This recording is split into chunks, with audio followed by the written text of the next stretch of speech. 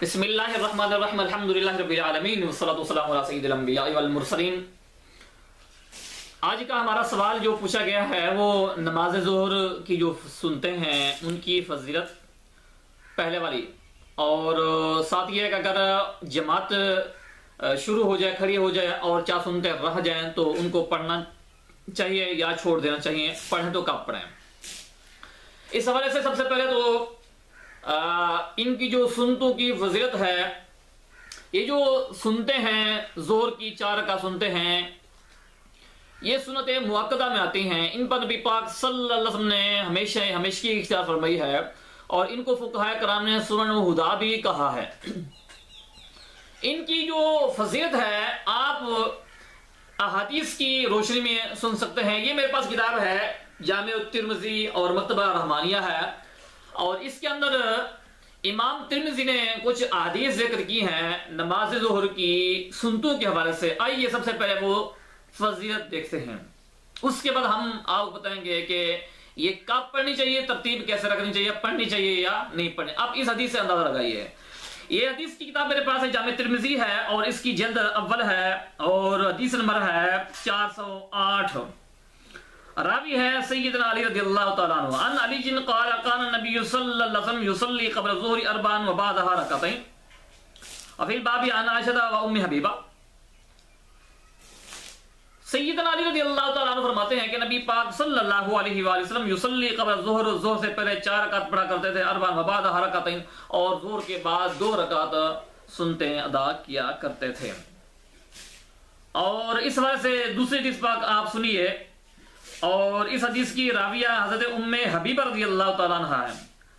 अन उम्मे Habiba रज़ियल्लाहु तआला अन्हा क़ालत क़ाल रसूलुल्लाह सल्लल्लाहु अलैहि वसल्लम मन सल्ला क़ब्ल ज़ुहरी अरबान व बादहा अरबान हर्रमहुल्लाहु तआला अन-नार।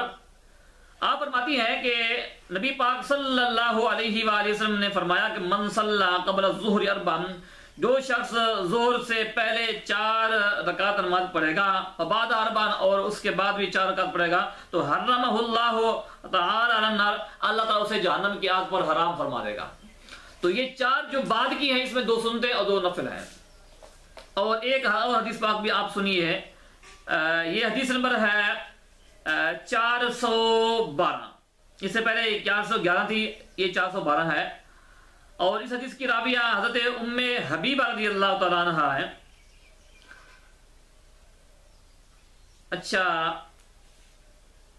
क़ालत समिअतु उख्ती उम्मे हबीबा अन अबसा इब्न अबी सुफयान।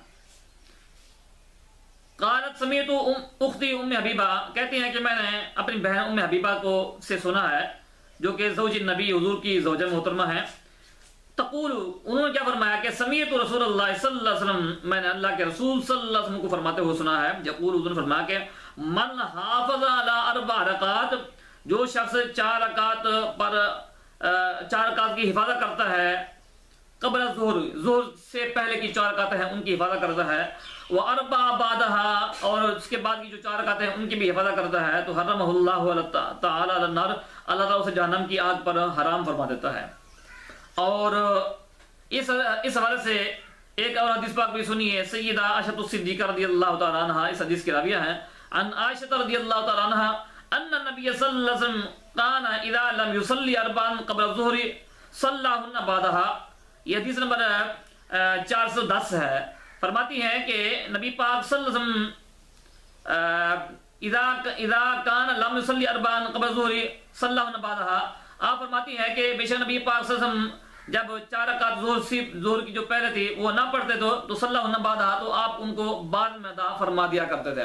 तो इससे हमें मालूम होता है, पता चलता है कि जो 4 रकात सुनते हैं उनकी फजीयत क्या है। जो इस पर हमेशा इख्तियार करता है, अल्लाह ताला उसे जहन्नम से बचा लेता है।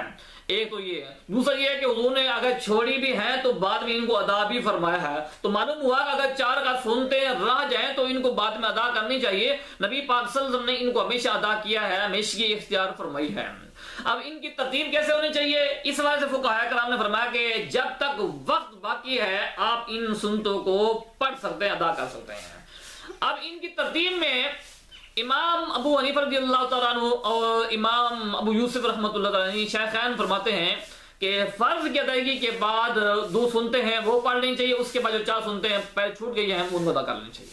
जबकि इमाम मोहम्मद फरमाते हैं कि नहीं, पहले फर्ज अदा कर रहे हैं, उनके बाद 4 सुनते जो रह गए उनको अदा करें, उसके बाद जो सुनते हैं उनको अदा करनी चाहिए। बस तरतीब थोड़ी सी मुख्तलिफ है, लेकिन जब जैसे भी अदा करेंगे ना अदा हो जाएंगी। लेकिन सही तरतीब जो है वो लगती यही है कि जो शेखैन का मौक़िफ़ है, इमाम साहब का मौक़िफ़ है कि 4 रकात फर्ज अदा करें, उनकी अदायगी के बाद 2 रकात सुनते हैं वो अदा कर लें क्योंकि उनकी जगह है, और उनके बाद जो 4 रकात पहले वाले रह गए उनको बाद में अदा कर लें। अगर हम पहले वाले यहां पर अदा करते हैं तो पहले वाले की जगह तो चेंज हो गई है, तरतीब चेंज हो गई। अब यहां जो सुनते हैं 2 रकात सुनते हैं उनकी जगह हमें नहीं हटानी चाहिए, चेंज नहीं करनी चाहिए, उनको अपनी जगह पर अदा करें, बाकी जो रह गई उनको अदा कर लें। बाहर जैसे कैसे भी अगर आप पढ़ेंगे तरतीब आगे पीछे भी हो जाएगी, तब भी कोई मसला नहीं, लेकिन पढ़ना चाहिए, इनको छोड़ना नहीं चाहिए। बाद लोग फर्ज पढ़ के चले जाते हैं। देखिए ये फजीलत हमारे लिए है, नबी पासम की जो हदीस सहाबा कराम ने इनमें जिक्र किए हैं तो ये सहाबा उम्मत के लिए हैं। अगर उम्मत ही नहीं पढ़ेगी तो फिर ये हदीसों का माना क्या होगा। तो इसलिए छोड़ना नहीं चाहिए, सिवाय कोई उज़्र के। उज़्र हो तो फिर अलग बात है, उज़्र ना हो तो फिर इनको छोड़ना नहीं चाहिए। छूट जाए तो इनको कैसे अदा करना है ये आपको तरतीब से बता दिया जी।